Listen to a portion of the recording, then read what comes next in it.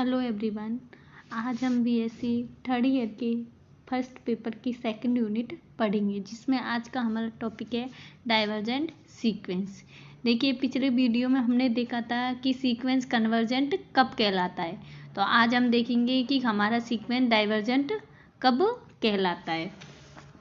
तो सबसे पहले इसकी डेफिनेशन कि सीक्वेंस एक्स एन अनुक्रम है एक्स एन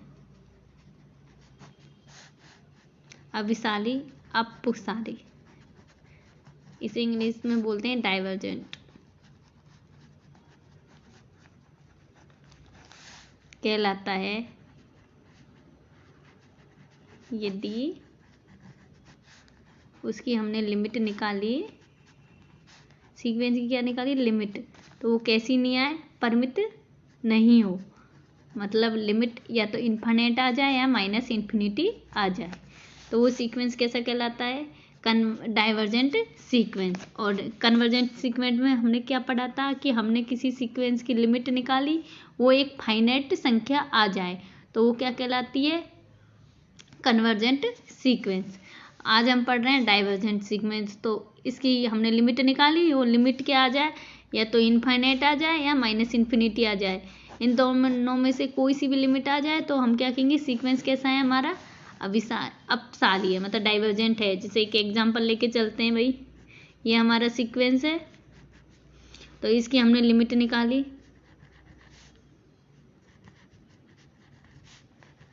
ठीक है, एनवें पद की क्या निकाली, लिमिट, तो लिमिट निकाली तो एन का मान रखा तो इन्फिनिट, तो ये सीक्वेंस कैसा है हमारा, डाइवर्जेंट सीक्वेंस। देखिए, ये कन्वर्जेंट और डाइवर्जेंट है, ये हमारे कंपटीशन की दृष्टि से भी बहुत इंपॉर्टेंट है, इसलिए इनको हमको बिल्कुल इनके कॉन्सेप्ट बिल्कुल क्लियर करने हैं कि सीक्वेंस कन्वर्जेंट कब कहलाता है और डाइवर्जेंट कब कहलाता है। जैसे कि हमारा एक और एग्जांपल लेके चलते हैं, ये हमारा सीक्वेंस है, ठीक है। अब इसका देखना है कि ये सीक्वेंस कन्वर्जेंट है या नहीं, तो इसके लिए सबसे पहले इसकी लिमिट निकालेंगे हम,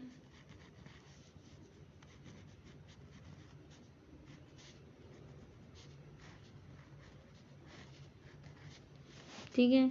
अब इसकी लिमिट लिखा है, एन का मान रखा, तो हमको पता है यदि हमारा, पिछले वीडियो में देखे थे हमने कि यदि हमारा कोई फंक्शन एक्स की पावर एन के रूप में हो, जब एक्स का मान एक से बड़ा हो तो क्या आती है, लिमिट निकालते हैं तो इन्फिनिटी आती है, तो उसी प्रकार हमारा 2 की पावर एन है,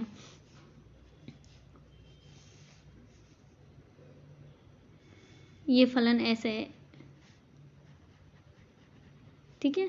एक बार फिर से देखते हैं कि हमारा फलन है -2 फिर एन 2 के, ठीक है, ये हमारा फलन है। अब इसका चेक करना है कि यह कोई एनवा पद है सीक्वेंस का, ठीक है, और हमारा सीक्वेंस है एक्स एन, ठीक है।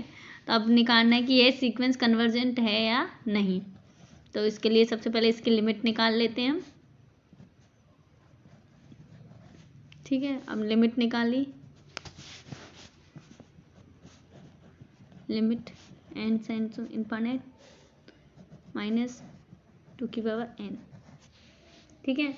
अब इसको हमने इसमें लिमिट लगाई तो क्या आ गया, इनफाइनाइट, ठीक है।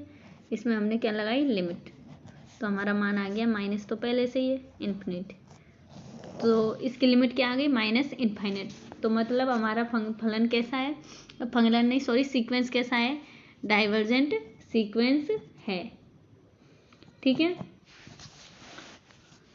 अब अगला सीक्वेंस देखते हैं, एक तो हमारा सीक्वेंस होता है कन्वर्जेंट, एक होता है डाइवर्जेंट, और एक और होता है तीसरा टाइप का ऑसिलेटरी सीक्वेंस, ठीक है, इसको बोलते हैं दोलनी सीक्वेंस।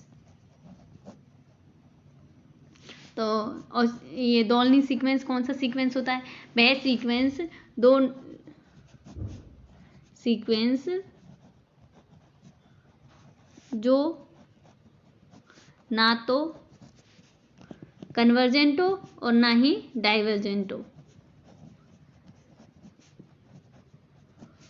ना ही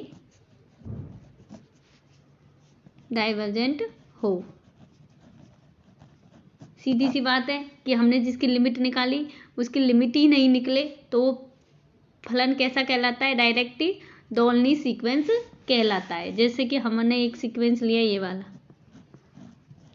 ठीक है, इसकी हमने लिमिट निकाली तो इसकी लिमिट देखिए, ये सीक्वेंस है, इसकी लिमिट निकाली तो n टेंस टू इन्फिनिट लिया तो n का मान सम भी हो सकता है और विषम भी हो सकता है, तो इसकी लिमिट हमेशा चेंज हो जाएगी। यदि n हमने सम संख्या ली तो -1 हो गया, और यदि n हमारा कैसा हुआ, विषम सम संख्या हुआ तो ये +1 हो जाएगा, और सम संख्या हुआ विषम संख्या हुआ तो ये -1 रह जाएगा। इसलिए इसकी लिमिट नहीं निकल सकती, क्योंकि लिमिट हमेशा कैसी होती है? एक ही होती है। तो सीक्वेंस है तो ये -1 1 -1, तो ये सीक्वेंस की क्या है? लिमिट तो नहीं निकलेगी लेकिन लिमिट पॉइंट निकलेंगे, -1 तथा 1, ठीक है। तो ये सीक्वेंस ना तो क्या है? कन्वर्जेंट है, ना ही डाइवर्जेंट है। लेकिन ये कैसा यदि दोनों ही नहीं है तो ये कैसा सीक्वेंस हो गया? दोलनी सीक्वेंस। दोलनी सीक्वेंस कौन सा होता है? वह सीक्वेंस जिसकी लिमिट नहीं निकले, ठीक है। और कन्वर्जेंट सीक्वेंस कौन सा सीक्वेंस होता है? वह सीक्वेंस जिसकी लिमिट तो निकले लेकिन वो लिमिट कैसी आए? फाइनाइट आए। और डाइवर्जेंट सीक्वेंस कौन सा होता है? वह सीक्वेंस जिसकी लिमिट तो निकले लेकिन लिमिट कैसी नहीं आए? फाइनाइट लिमिट नहीं आए, ठीक है। अब देखिए, दोलनी सीक्वेंस के भी दो होते हैं, दो प्रकार के होते हैं दोलनी सीक्वेंस। एक तो परिमित दोलनी सीक्वेंस, ठीक है, एक होता है अपरिमित दोलनी सीक्वेंस। परिमित दोलनी सीक्वेंस का मतलब होता है कि वह सीक्वेंस हमारा बाउंडेड तो हो लेकिन वह फाइनाइट संख्या से क्या हो? बाउंडेड। जैसे ये सीक्वेंस के मान -1 और 1 के बीच में ही, यह सीक्वेंस के मान -1 और 1 के बीच में ही आते हैं, तो यह सीक्वेंस कैसा है? दोलनी, इसके लिमिट पॉइंट फाइनाइट निकले। और अपरिमित सीक्वेंस कौन सा होता है? जिसकी क्या है, देखिए ये हमारा एक सीक्वेंस है, ठीक है, ये क्या है? एक सीक्वेंस। अब इस सीक्वेंस का देखना है कि ये दोलनी है, मतलब कौन सा सीक्वेंस है, तो इसकी लिमिट निकाली हमने,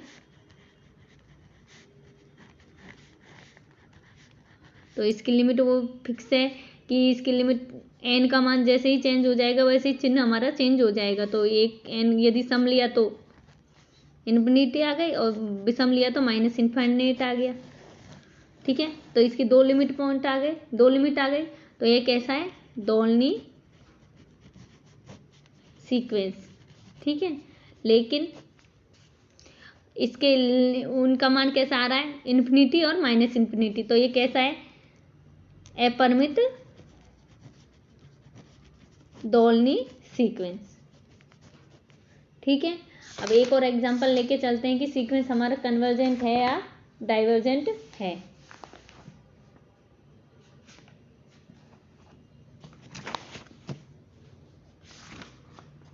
एग्जांपल तुक्का ही ले लेते हैं हम एक एग्जांपल।